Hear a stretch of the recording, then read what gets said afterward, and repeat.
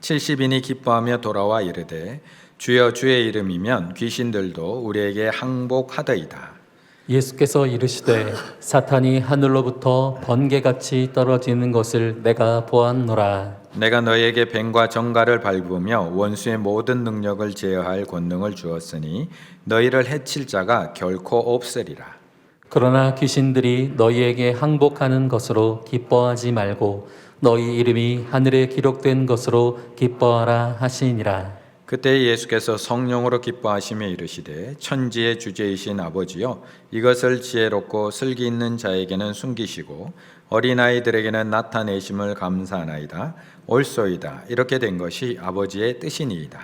내 아버지께서 모든 것을 내게 주셨으니 아버지 외에는 아들이 누구인지 아는 자가 없고 아들과 또 아들의 소원대로 계시를 받은 자 외에는 아버지가 누구인지 아는 자가 없나이다 하시고 제자들을 돌아보시며 조용히 이르시되 너희가 보는 것을 보는 눈은 복이 있도다.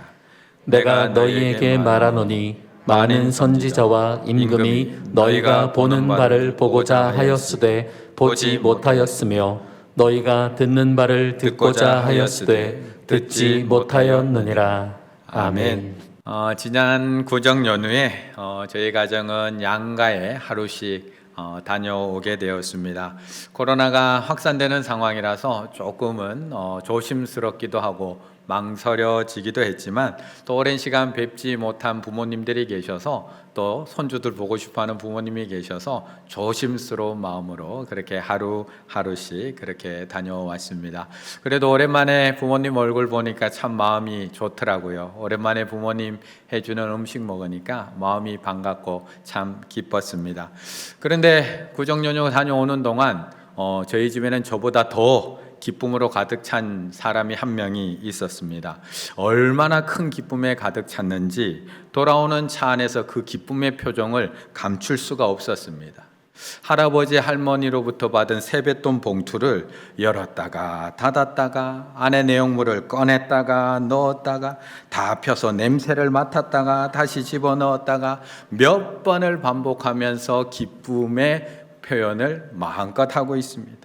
코로나 기간이라서 할아버지 할머니만 보고 이제 아무도 못 보고 돌아올 거라고 예상하고 간 발걸음입니다. 그러다 보니까 올해는 세뱃돈이 적겠지, 할아버지 할머니한테만 받겠지라고 생각하고 갔는데 생각지도 않은 분들이 주신 세뱃돈으로 인해서 예년보다 도리어 훨씬 더 많은 세뱃돈을 받은 겁니다. 그러니까 마음이 얼마나 기뻤겠습니까? 돌아오는 차 안에서 행복한 고민에 빠져듭니다. 이걸로 뭘 사지? 이걸로 뭘 사지? 이걸 살까? 아니 저걸 살까? 옆에 멋진 차가 한 대 지나가면 저 차는 한 대 살까? 그건 안 되겠지? 오는 내내 얼마나 기뻐하는지 모릅니다. 코로나 우울증이라고는 단일도 찾아볼 수도 없습니다. 그 누구도 빼앗아갈 수 없는 큰 기쁨을 가지고 그렇게 양가를 방문하고 돌아왔습니다. 그런데 저는 저희 아들의 그 모습을 보면서 그렇게 기뻐하는 모습을 보면서 야, 참 철없다, 참 철없다 라는 생각이 드는 것이 아니라 나에게는 저런 기쁨이 있는가? 나에게는 저런 기쁨이라도 있는가? 내가 이번 주에 하나님의 말씀 가운데 기쁨에 대해서 설교를 하게 되는데 말씀을 전해야 되는데 과연 저 정도의 기쁨이라도 과연 갖고 있는가에 대해서 다시 한번 내 마음을 헤아려 보는 시간이 되었습니다. 17절의 말씀을 함께 읽어보겠습니다. 17절입니다. 70인이 기뻐하며 돌아와 이르되 주여 주의 이름이면 귀신들도 우리에게 항복하더이다. 아멘. 우리 성도님들 마음 안에 기쁨이 있으신가요? 물론 사람마다 다르고 상황마다 다 다르겠지만 우리 성도님들의 마음을 한번 헤아려 보면 정말 기쁨이 있으신가요? 며칠 전에 그 인터넷에 이런 기사가 하나 올라왔습니다. IQ 167 정은표 아들 눈물의 서울대 정시 합격. 저게 어디 합격증이냐? 맨 밑에 보면 서울대학교 입학본부장. 배우 정은표의 아들 정지웅 군이 서울대에 합격했다라고 하는 기쁜 소식을 인터넷 뉴스를 통해서 전해 들을 수 있었습니다. 이 정도라면 저도 기뻐할 만합니다. 이 정도의 학교에, 이 정도의 자녀의 실력에, 이 정도의 결과라면 우리도 충분히 기뻐할 것 같습니다. 그래서 그런지 오늘 70명의 제자들도 좋은 결과를 가지고 와서 하나님 앞에 기뻐하고 있습니다. 예수님 앞에서 70인이 기뻐하여 돌아와 이르되 주여, 주의 이름이면 귀신들도 우리에게 항복하더이다. 물론 예수 그리스도의 복음의 능력을 가지고 살아가는 우리들이 보기에는 별거 아닌 것처럼 보일 수 있습니다. 하지만 70명의 제자들에게는 너무나 놀라운 일이었습니다. 예수님의 보내심을 받고 둘씩 각각 짝지어져서 각 동네와 지역으로 하나님 나라를 전파하기 위해서 길을 나섭니다. 그런데 그 하나님 나라를 전파하는 그 현장들마다, 병을 고치는 현장, 하나님의 나라를 전파하는 현장들마다 놀라운 일들이 일어나기를 시작을 합니다. 저들을 사로잡고 있는 귀신들이 70명의 제자들 앞에서 항복을 하는 것입니다. 귀신들이 떠나가고 병이 낫기 시작을 하고 하나님 나라의 임재가 그 자리들마다 나타나기 시작을 합니다. 어찌 기뻐하지 않을 수가 있겠습니까? 이들이 특별히 더 기뻐했던 이유가 또 하나 있습니다. 이들이 오늘 또 이렇게 더 기뻐할 수 있는 이유, 그것은 12 제자들은 못한 일이었기 때문에 그렇습니다. 12 제자들은 못했거든요. 바로 앞에 있는 9장 40절에 보시게 되면 당신의 제자들에게 내쫓아 주기를 구하였으나 그들이 능히 못하더이다. 예수님께서 변화산 위에 올라가 있을 때 이야기입니다. 산 아래에 있던 제자들에게 귀신 들린 아이를 둔 아버지가 와서 고쳐달라고 이야기하는데 제자들은 못 고칩니다. 예수님의 12 제자는 전혀 하지 못한 일입니다. 귀신 들린 아이를 고쳐주지 못했습니다. 그리고 41절에서는 예수님의 꾸지람까지 받습니다. 예수께서 대답하여 이르시되 믿음이 없고 패역한 세대여, 내가 얼마나 너희와 함께 있으며 너에게 참으리요 내 아들을 이리로 데리고 오라 하시니. 그런데 바로 이어지는 본문, 오늘 본문 10장에 들어오자마자 70명의 제자들은 예수님의 보냄을 받고 하나님의 나라를 전파할 때마다 귀신들이 항복합니다. 귀신들이 떠나갑니다. 아버지의 병이 낫고 아내의 병이 낫고 아이들의 병이 낫습니다. 얼마나 기쁠까요? 얼마나 놀라울까요? 12 제자들도 못한 일인데, 우리 목사님도 못한 일인데 얼마나 자랑하고 싶었을까요? 그래서 그 기쁨을 가지고 돌아와서 보란 듯이 예수님 앞에 보고하고 있는 겁니다. 그런데 사실 이 현상만 보고 즐거워하는 것, 기뻐하는 것, 세뱃돈을 많이 받아서 기뻐하는 것은 아이들만 아니라 우리들도 마찬가지입니다. 지난주 금요일 날 저희가 이제 홈페이지 개편을 준비하고 있는데, 그 홈페이지 개편을 준비하면서 이제 교육자들이 또 그래도 또 예쁘게 또 사진을 올리기 위해서 금요일 날 오후에 같이 사진을 한 장씩 찍었습니다. 이제 양복을 입고 예전에 이제 걸어 놓았던 양복과 셔츠와 넥타이를 메고 이렇게 이제 엘리베이터 타고 올라가는데 주머니에 손을 이렇게 떡 집어넣는데 갑자기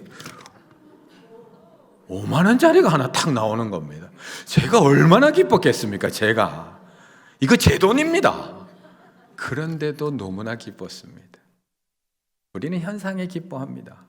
연봉 올라가면 기쁘고요, 병이 나오면 기쁘고요, 여러 가지 좋은 일들이 생기면 기쁩니다. 자녀가 대학 들어가면 기쁘고요, 사업이 잘 되면 기쁘고요, 어머니 부모님의 건강이 회복되면 기쁩니다.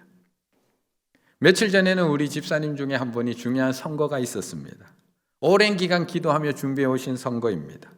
선거 결과 압도적인 표차, 상대의 2배 이상이 넘는 표차로 당선이 되었습니다. 당연히 기쁠 수밖에 없습니다. 옆에서 지켜보는 저도 기쁜데 본인은 얼마나 기쁠까요? 사람은 이처럼 늘 현상을 보고 기뻐할 수밖에 없는 사람들입니다. 그런데 오늘 예수님께서는 우리에게 그 현상만 보고 기뻐하지 말라고, 근원을 보고 기뻐하라고 우리에게 말씀하고 계십니다. 20절의 말씀에 보시면 그러나 귀신들이 너에게 항복하는 것으로 기뻐하지 말고 너의 이름이 하늘에 기록된 것으로 기뻐하라 라고 말씀하고 있습니다. 맞습니다. 우리는 현상만 보고 기뻐해야 되는 사람이 아니라 그 기쁨의 근원을 보고 기뻐해야 하는 사람들입니다.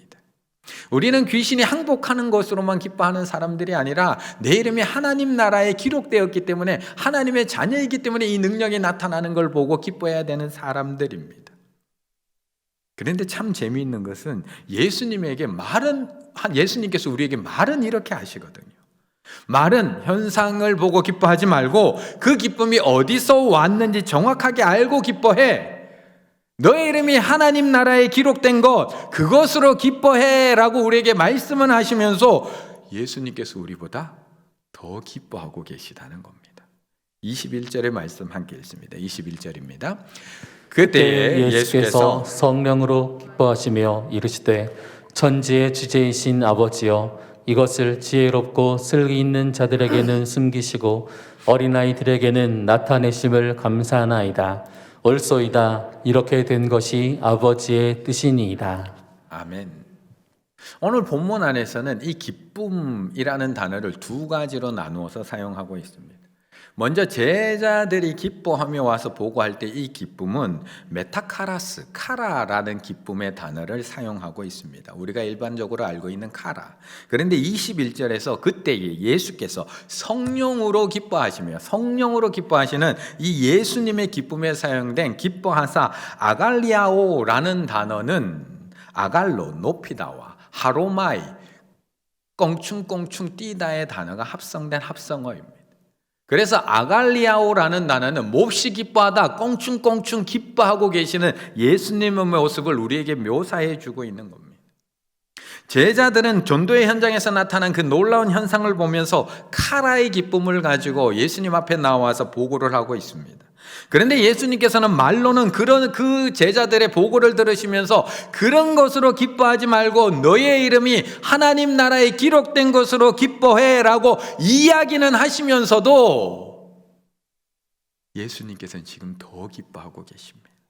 그때에 예수께서 성령으로 기뻐하시며 그때에 예수께서 껑충껑충 뛰며 기뻐하시며 그들의 보고를 듣고 계시다는 겁니다. 지금 이 순간 가장 기쁘게 이 자리를 지켜보고 계신 분이 누구일까요? 이 구정 연휴를 잘 마치고 하나님 앞에 나와서 예배드린 우리 가운데 우리를 보고 가장 기뻐하시는 분 누구일까요? 지금 이렇게 확진자가 급증하고 있는 상황 속에서도 막막하고 힘든 상황 속에도 하나님 앞에만 소망을 두고 하나님 앞에 나와서 예배드리고 있는 우리를 보고 기뻐하시는 분 누구일까요? 세상 사람들은 불안하고 두려워서 어찌 해야 될지를 모르는데 겸손히 하나님의 앞에 나와 어떻게 해야 될까요? 물으며 예배를 드리고 있는 우리를 보고 기뻐하시는 분이 누구일까요? 물론 우리가 가장 먼저 기쁩니다. 오늘도 그래서 기쁨의 찬양을 우리 찬양대를 통해서 하나님 앞에 올려드렸습니다.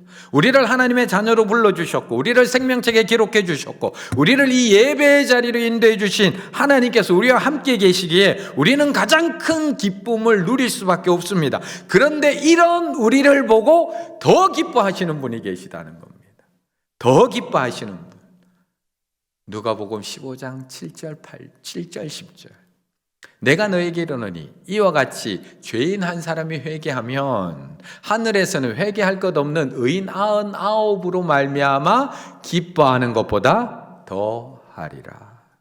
내가 너에게 이르노니 이와 같이 죄인 한 사람이 회개하면 하나님이 사자들 앞에 기쁨이 되느니라. 이렇게 한 사람이 돌아왔을 때, 한 사람이 회개했을 때, 한 사람이 하나님 앞에 나왔을 때 하나님께서 하늘에 얼마나 큰 기쁨이 있는지를 이야기하시면서 이어지는 15장 11절에 무슨 이야기, 무슨 비유가 나오느냐 하면 돌아온 탕자 이야기가 이어지고 있는 겁니다. 죄인 한 사람이 회개하는 일, 집을 떠났던 아들이 돌아오는 일, 아버지 하나님께는 얼마나 큰 기쁨인지를 이어지는 돌아온 탕자 이야기에서 우리에게 보여주고 있는 겁니다. 그래서 그 돌아온 탕자 이야기 누가복음 15장 23, 24절에 그 아버지가 이렇게 얘기하는 겁니다. 그리고 살찐 송아지를 끌어다가 잡으라. 우리가 먹고 즐기자. 이 내 아들은 죽었다가 다시 살아났으며 내가 잃었다가 다시 얻었노니 하니 그들이 즐거워하더라. 기쁨으로 이 일을 더 기뻐하고 있다는 겁니다.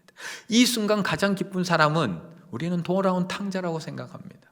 지엄 열매를 맺고 먹으며 배를 채우던 탕자가 기쁠 수밖에 없습니다. 이제 마음껏 먹을 수 있고요, 편하게 잘 수 있고요, 행복하게 살 수 있는 돌아온 탕자 당연히 기쁠 수밖에 없습니다. 하지만 이 아들을 보고 더 기뻐하시는 분이 있다는 겁니다. 지금 이 자리에 나온 우리를 보고 더 기뻐하는 분이 있다는 겁니다. 지금 회개하는 우리를 보고 더 기뻐하는 분, 지금 예배를 드리는 우리를 보고 더 기뻐하는 분, 지금 아버지의 품으로 돌아온 우리를 보고 더 기뻐하는 분 계시다는 겁니다. 그런데 반대로 이런 아버지의 기쁨이 단 1도 동참하지 못하고 있는 사람도 있습니다.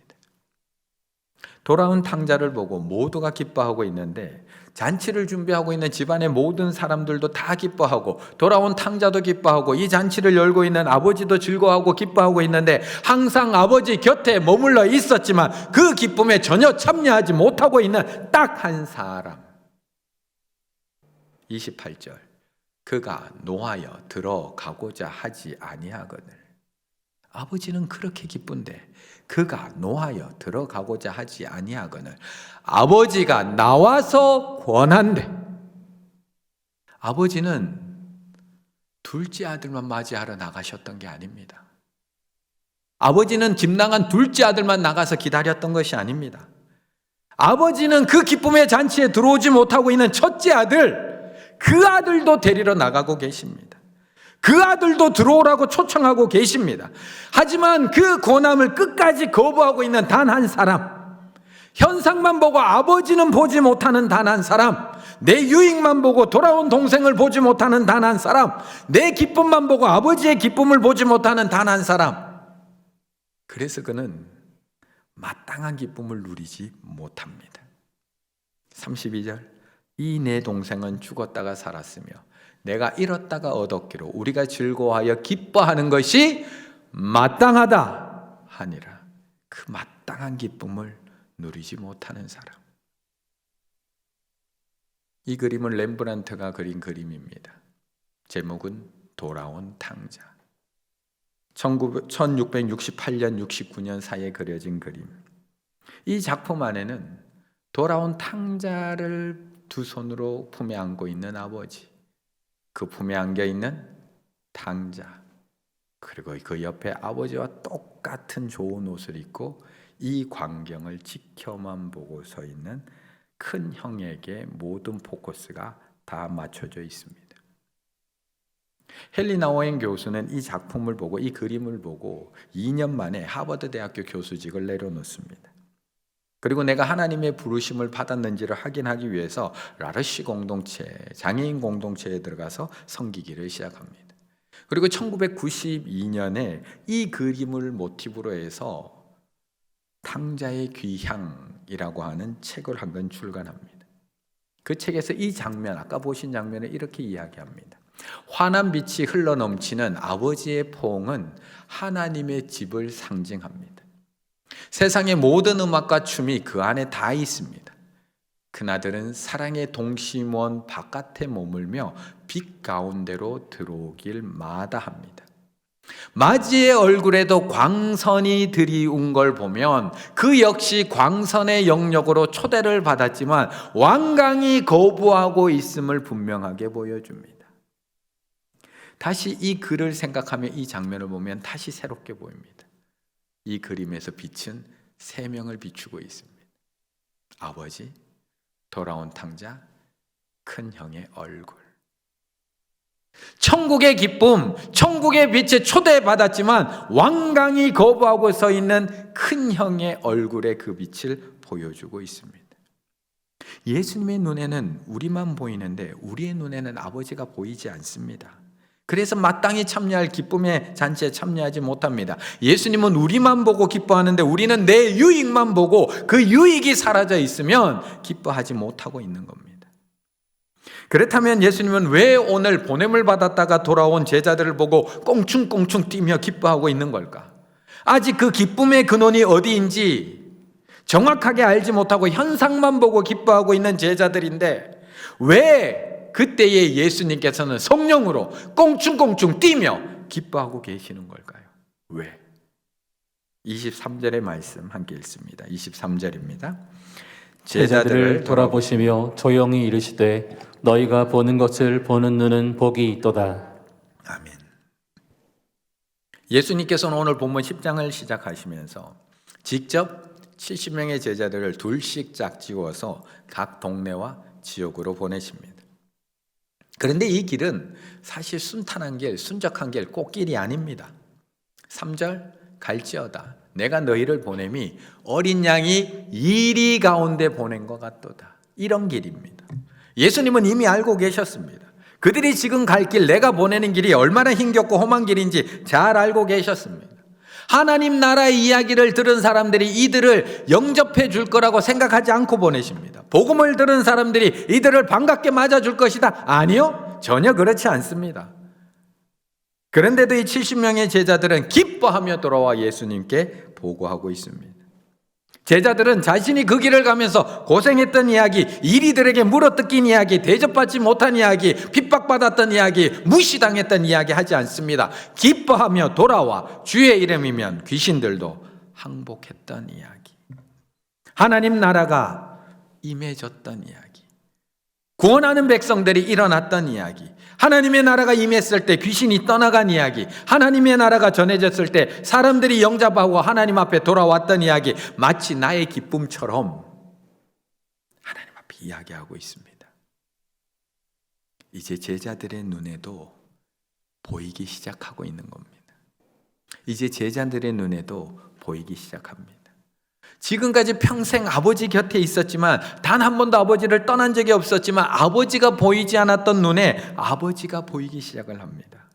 내가 받을 유산, 내가 받을 목, 내가 받을 축복, 내가 받을 기쁨만 보였던 제자들의 눈에 이제 드디어 하나님 나라가 보이기 시작합니다. 지금까지는 내 기쁨, 내 유익, 내 즐거움만 보며 예수님을 따라다녔던 그 제자들의 눈에 드디어 하나님 나라의 기쁨이 보이기를 시작한 겁니다. 그래서 예수님은 제자들에게 말씀하는 겁니다. 제자들을 돌아보시며 조용히 이르되 너희가 보는 것을 보는 눈은 복이 있도다. 하나님 나라를 볼 수 있는 눈, 예수 그리스도를 볼 수 있는 눈, 하나님의 기쁨을 볼 수 있는 눈, 주님께서 이 땅에 오신 이유를 볼 수 있는 눈, 기다리고 계시는 아버지를 볼 수 있는 눈, 천국의 기쁨을 볼 수 있는 눈, 그것을 볼 수 있는 눈을 가지게 된 제자들의 눈이 복이 있도다. 그리고 기뻐하고 계신 겁니다. 그런데 이것은 이 땅의 기쁨은 보지 말고 이 땅의 기쁨은 누리지 말고 살라는 것을 의미하는 말씀이 아닙니다. 이 땅에서의 기쁨을 누리고 사는 것은 잘못되었다고 말씀하고 있는 것 아닙니다. 이 땅에서는 금욕해야 되고 이 땅에서는 즐겁게 살면 안 된다는 의미가 아닙니다. 일상의 기쁨은 아무것도 아니고 하늘의 기쁨만 바라보며 살라고 말씀하고 있는 것 아닙니다. 정확하게 보셔야 됩니다. 현세 속에서 우리가 귀하고 아름답고 기쁜 경험을 만난다면 그것은 현세 자체에 대한 증거가 아닙니다. 현세 속에서 느끼는 그 아름다운 경험은 천국에서 떨어진 작은 물방울에 불과합니다. 우리가 이 땅에서 누리는 그 기쁨은 천국에서 떨어진 작은 물방울에 불과합니다. 언젠가 우리는 폭포수처럼 쏟아져 내리는 천국의 현실을 만나게 될 것입니다. 이 세상에 우리가 진정 좋아하는 것이 있다면, 내가 좋아하고 기뻐하는 것이 있다면 그것이 천국을 닮았기 때문입니다. 기쁨의 근원은 천국입니다. 오늘 제자들이 경험한 귀신들이 항복하는 이 기쁨은 하나님 나라가 임했을 때 경험하게 될 그 큰 기쁨에 작은 물방울 하나에 불과하다는 것입니다. 그래서 헤아려 보라는 것입니다. 지금 기쁨에 만족하지 말고 하나님 나라가 임했을 때의 기쁨을 헤아려 보라는 겁니다. 지금 이 땅에서 경험되어지는 그 기쁨에 빠져 있지 말고 기쁨의 근원되는 천국의 기쁨이 얼마나 클지를 한번 헤아려 보라는 겁니다. 세뱃돈 받아도 이렇게 기쁜데 하늘 상급 받을 때 내가 얼마나 더 기쁠까 헤아려 보라는 겁니다. 내가 원하는 학교에 합격하고 들어가는 것도 이렇게 기쁜데 천국에 들어갈 때 그 기쁨이 얼마나 클지 헤아려 보라는 겁니다. 내가 맛집을 찾아가서 그 맛집의 음식을 먹어도 이렇게 기쁜데 하나님의 천국 식탁에 앉아서 주님과 함께 먹고 마실 때 얼마나 기쁠지 한번 헤아려 보라는 겁니다. 결혼식장에 하얀 드레스 입고 들어갈 때도 그렇게 기쁜데 하나님의 신부가 되어서 하나님께서 입혀주시는 그 세마포 옷을 입었을 때 얼마나 기쁠지 한번 헤아려 보라는 겁니다. 수술 받아서 건강한 회복되어도 이렇게 기쁜데 아픔도 슬픔도 눈물도 없는 그곳에서 살아가는 것이 얼마나 기쁜지 헤아려 보라. 자식들이 상이 좋게 지내는 것만도 이렇게 기쁜데 사자와 어린 양이 함께 뒹구는 모습을 볼 때 얼마나 기쁠지 헤아려 보라는 겁니다. 좋은 지도자 만나서 우리나라 잘 사는 것도 이렇게 기쁜데 하나님이 다스리는 하나님 나라에 사는 것이 얼마나 기쁠까 한번 헤아려 보라는 것입니다. 진짜 기쁨은 천국에 있습니다. 참된 기쁨은 천국에 있습니다. 우리가 이 땅에서 경험하고 있는 일상의 기쁨들은 천국에서 떨어지는 작은 물방울에 불과합니다. 그래서 시편 기자가 이렇게 노래하는 겁니다. 주께서 생명의 길을 내게 보이시리니 주 앞에는 충만한 기쁨이 있고 주의 오른쪽에는 영원한 즐거움이 있나이다. 그런데 세상은 끊임없이 우리에게 나의 기쁨이 무엇인지를 자꾸 헤아려 보라고 이야기해 줍니다. 너의 기쁨은 뭐야? 너 뭐 할 때 행복해? 너 뭐 할 때 가장 즐거워? 우리는 끊임없이 그것을 헤아려 보라는 이야기를 듣습니다. 내가 뭘 할 때 가장 즐겁지?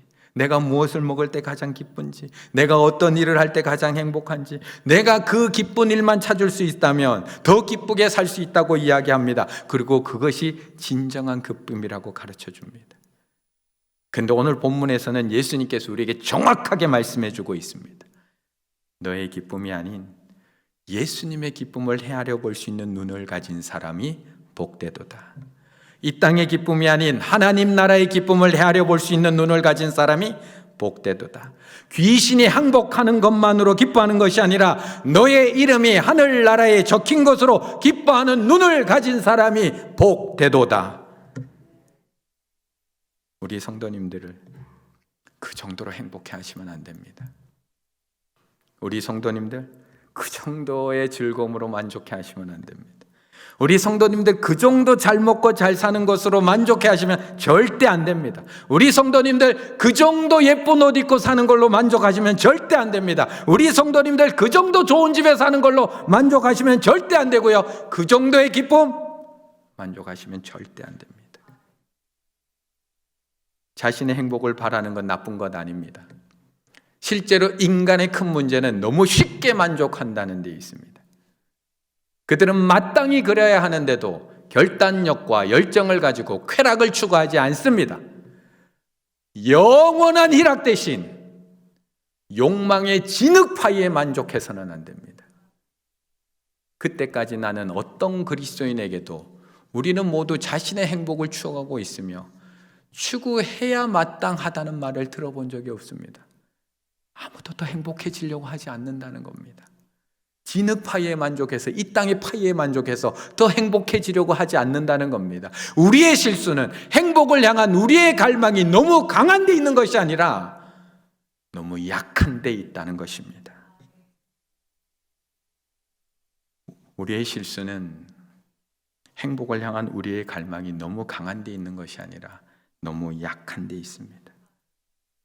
이런 집에 사는 것도 이렇게 기쁜데 천국에 살면 얼마나 기쁠까요? 이 땅에서 먹는 이 음식도 이렇게 맛있는데 하나님의 천국 식탁에서 주님과 함께 먹는 음식은 얼마나 맛있을까요? 백화점에서 이번에 큰맘 먹고 산 그 옷도 이렇게 예쁜데 하나님께서 입혀주시는 그 하얀 세마포 옷은 얼마나 예쁠까요? 치료 잘 받아서 병만 나도 이렇게 기쁜데 아픔과 고통과 슬픔과 눈물도 없는 그곳에서 영원히 산다면 얼마나 기쁠까요? 매일매일 천국의 기쁨을 헤아려 보셔야 됩니다. 매일매일 천국의 기쁨을 맛보셔야 됩니다. 매일매일 천국의 기쁨을 갈망하셔야 됩니다. 이 땅의 기쁨, 진흙파이에 만족해서 천국의 기쁨을 잃어버리고 사는 것이 아니라 이 땅의 작은 물방울을 맛볼 때마다, 이 땅에서 작은 물방울의 기쁨을 맛볼 때마다 천국의 기쁨을 헤아려 보며 천국의 기쁨, 천국의 행복을 갈망하며 살아가실 수 있는 우리 충일의 가족들 다 되시기를 간절히 바라겠습니다.